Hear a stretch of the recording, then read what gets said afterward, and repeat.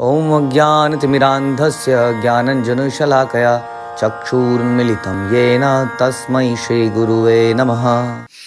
हरे कृष्ण। भगवद गीता अध्याय 11वां, भगवान का विराट रूप, श्लोक संख्या 22। रुद्रादित्य वसवः ये च साध्या विश्वे अश्विनो मरुतः च औष्मपाश्च गंधर्व यक्ष असुर सिद्ध संगा विक्संगा वीक्षन्ति त्वाम विस्मिता च एव सर्वे।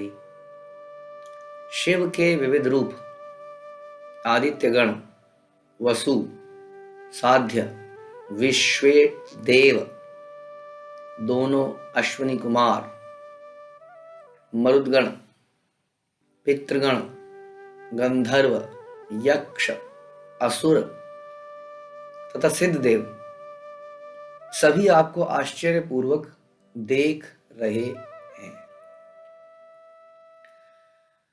तो भगवान का विराट रूप, जैसे हमने पहले भी चर्चा करी थी, केवल अर्जुन को नहीं दिखा, कुछ और विशेष रूपों को, विशेष लोगों को इसकी एम्पावर किया गया कि वो इस रूप को देख पाए, लेकिन सामने खड़ी हुई सेना में से इसको कोई नहीं देख पा रहा था। तो जैसा हम सुनते हैं श्रील प्रभुपाद के श्लोकों से कि भक्त्या माम अभिजानति, भगवान को कठिन कठोर तपस्या करके, बहुत ज्ञान प्राप्त करके, बहुत बड़े बड़े यज्ञ अनुष्ठान करके नहीं, बल्कि भक्ति से प्राप्त किया जा सकता है, भक्ति में नियमों का पालन करके।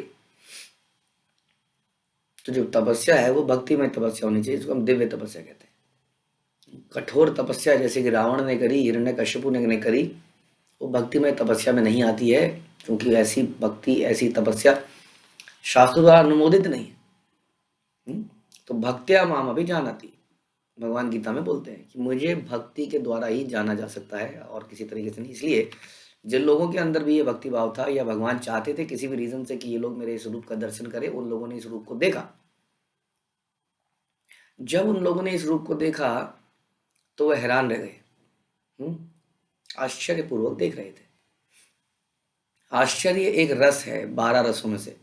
हम लोग हॉरर मूवीज या सस्पेंस थ्रिलर्स देखते हैं, देखा करते थे, अब क्या होगा, अब क्या होगा, आश्चर्य। किसी चीज को एकदम से, बहुत ही दिव्य वस्तु को देख के हमें आश्चर्य होता है, और एक ये बहुत बड़ा रस है वास्तव। तो यहाँ पर भी जितने भी ये भक्त लोगों का नाम लिए गए, ये वास्तव में जो आश्चर्य इनका क्या है, भगवान की दिव्यता को देखकर इनको आश्चर्यचकित हो रहा है, ये आश्चर्यचकित हो रहे हैं। तो इसलिए कहते हैं कि अगर हम शास्त्रों को देखेंगे तो उसमें, और जीवन उनके हिसाब से बिताएंगे, तो जितने भी रस हैं, भक्ति में रस है, ऐसा नहीं है भक्ति में रस नहीं है। एक बहुत ही जगह, एक हॉरर मूवी को देख के कुछ आपको रस आ सकता है, और एक भागवतम, दोनों में बड़ा अंतर है, क्योंकि वो दिमाग को इतना विचलित कर देगा कि बाद में भी विचलित ही रहेगा दिमाग। और ये चीज़ें दिमाग को एक आनंद भी देगा, लेकिन बाद में दिमाग को बड़ी शांति, प्रेम, ठहराव, संतुष्टि प्राप्त होगी। तो ये अंतर है नॉर्मल रसों में और भक्ति के रसों में। नॉर्मल रस जो है, संसार में आदमी हमेशा रस के चक्कर में भागता रहता है इधर उधर, प्लेजर हंट जिसको हम कहते हैं। लेकिन उन रसों के पीछे भागते भागते भी उस रस को पीने के बाद भी व्यक्ति संतुष्ट नहीं होता, और उसकी तृष्णा बढ़ती है, इस कदर बढ़ती है कि वो डिप्रेशन का शिकार हो जाता है, क्योंकि हमेशा रस मिलेगा इसकी कोई गारंटी नहीं संसार में। जो आज उसको रस दे रहा है, कल को वो रस देना बंद कर देगा, आदमी डूब जाता है। इसलिए संसार के रस और बहुत भक्ति के रस में बहुत अंतर है। भक्ति के रस आदमी को और आनंद भी देते जाते हैं और संतुष्ट भी करते जाते हैं, दोनों तरफ। यानी कि उसके दिमाग को एजिटेट नहीं करते इस कदर, जैसे कि भौतिक रस दिमाग को, मन को एजिटेट कर देते हैं, और वो हमेशा असंतुष्ट सा, पागल सा घूमता रहता है। जैसा कि हम शास्त्रों में पढ़ते हैं, कितने सारे एग्जाम्पल इसके पीछे। पुरुरवा राजा उर्वशी को प्राप्त कर लिया उन्होंने, उर्वशी सबसे सुंदर अप्सराओं में से, और उसको प्राप्त करके भी असंतुष्ट से, पागल से रहे, बीच में वो चली गई उनको छोड़कर। एक राजा एक मैडमैन की तरह घूमते रहे, भटकते रहे। तो ये है। लेकिन यहाँ पर जो शिव जी को यहाँ बता रहे, शिव जी के सारे रूप, जितने भी 11 रुद्र हमने सुने, पहले भगवान ने 10वें अध्याय में अपने ऑपुलेंसेस के बारे में बताया। तो उन ऑपुलेंसेस के अंदर भगवान ने इन सबके नाम लिए थे, अगर आपको याद हो तो। शिव जी के विविध रूप, आदित्य गण, हमने इनके बारे में तब चर्चा करी थी, वसु, है ना। तो ये सारे के सारे लोग जो हैं, अश्विनी कुमार, मरुदगण, पितृगण, गंधर्व, सारे उच्च योनि के लोग, असुर, यक्ष। असुर सारे बुरे नहीं हैं, असुर में भी जैसे हम सुनते हैं बलि महाराज हैं, प्रहलाद महाराज हैं, देवर डिवोटीज, ग्रेट डिवोटीज। तो ऐसे लोग, सिद्ध देव, सभी आपको आश्चर्य से देख रहे हैं। बेसिकली आपके इस अलौकिक चीजों को देखकर आश्चर्यचकित हो रहे हैं। ऐसा पहले नहीं किया, पहले भी भगवान ऐसा, ये पहली बार नहीं है जब लोग भगवान को देख के आश्चर्यचकित रह गए वास्तव में। हम सुनते हैं, खासतौर पे हम दशावतारों में, अगर कुछ विशेष अवतारों की हम अगर बात करें, तो हम सुनते हैं मत्स्य अवतार के बारे में श्रीमद् भागवतम में। अब मत्स्य अवतार एक अद्भुत अवतार है, कैसे वो संसार में आए। हाँ, कैसे हमने देखा कि कैसे उनको एक छोटे से जार में एक मछली बन के आए। एक जार में मछली जो है बोलती है राजा को, हे राजन, ये जगह मेरे लिए छोटी है, मुझे बड़ी जगह दो। राजन के, ये कैसी मछली आई जो बोलती है कि मुझे बड़ी जगह दो। सोचिए कि आपके एक्वेरियम के अंदर एक मछली बोले, ओ भाई बड़ा एक्वेरियम लेके आओ जरा।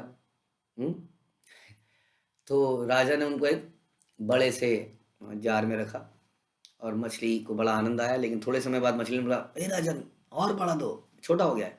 धीरे धीरे राजन ने अपने घर के यहाँ स्विमिंग पूल जैसा, पॉन्ड जैसा, उसमें रखा मछली के लिए, वो भी छोटा पड़ गया। फिर नदी में रखा, वो भी छोटा गया। समुद्र में रखा, और समुद्र में रखने के बाद भी मछली बोलती है ये जगह छोटी पड़ गई है।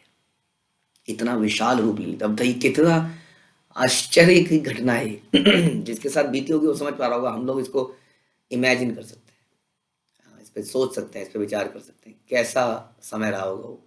और जो इतनी विशाल मछली बन गई, तब उसने बताया कि वास्तव में वो भगवान ही हैं। और अब जो है प्रलय जब आएगी, उस प्रलय के सागर में राजा को इंस्ट्रक्शन दी कि तुम्हें कुछ महत्वपूर्ण चीज़ें जो आगे क्रिएशन के लिए ज़रूरी होंगी उनको बटोर कर एक बोट में चढ़ जाना है। और बोट की रोप को मछली के आगे से निकलने वाला जो हॉर्न होता है, या जो भी है उसको कहिए, उठाओ, उसमें रस्सी को अटका देना है। और भगवान ने कहा घबराना नहीं है, मैं तुम्हें इस प्रलय के जल से लेके चली जाऊंगी। सोचिए कैसा समय होगा कि प्रलय का अनंत जल है, उछाल मार रहा है, सब कुछ समाप्त हो गया है उसमें। ये मछली चल रही है, मत्स्य अवतार, और उस बोट खींच के लेके जा रही है। तो इस प्रकार से ये आश्चर्य। और ऐसे ही और भी अगर आप सुनेंगे, वराह अवतार, हमने देखा कैसे ब्रह्मा जी के नाक में से निकले छोटे से, और देखते देखते देखते देखते सारे आकाश पे फैल गए। और सुनहरे कलर उनके बाल, और बहुत ही सुंदर लगने वाले, ऐसा बताया गया। सारे उच्च लोगों के लोग उनकी प्रार्थना गाने लगे, ग्लोरीफाई करने लगे। शूकर रूप इतना सुंदर हो सकता है, कौन सोच सकता है कि शूकर भी इतना सुंदर हो सकता है। वराह अवतार अपने आप में एक आश्चर्यजनक अवतार है। कूर्म अवतार देखिए कितना आश्चर्यजनक। कूर्म, इतना विशाल कूर्म, जो मंदराचल पर्वत था उसके ऊपर जो है, वास्तव में उस मंदराचल पर्वत इतना विशाल पर्वत था कि उसमें सारे देवता असुर सब उसी के ऊपर आ सकते थे। इतने हजारों देवता वहां लगे हुए थे मंथन में। उतने विशाल पर्वत को जो अपने पीठ पे बिठा ले, हमारे पीठ पे अगर कोई पत्थर को ऐसे रगड़ देता है, हम मर जाएंगे दर्द से। हाँ, उसके ऊपर कूर्म अवतार के पीठ के ऊपर मंदरांचल को रगड़ा गया, रगड़ा गया जबरदस्त। और रगड़ने के बाद ऐसा बताते हैं, कूर्म अवतार को ऐसा लग रहा था कि पीठ में कोई अच्छे से सहला रहा है, खुजली कर रहा है। हाँ, आराम से खुजली कर रहा है। कूर्म अवतार आराम से पड़े रहे वहां पर। कितना अद्भुत अवतार है। मतलब सारे ये आप सुनेंगे आश्चर्य से भरा पड़ा है।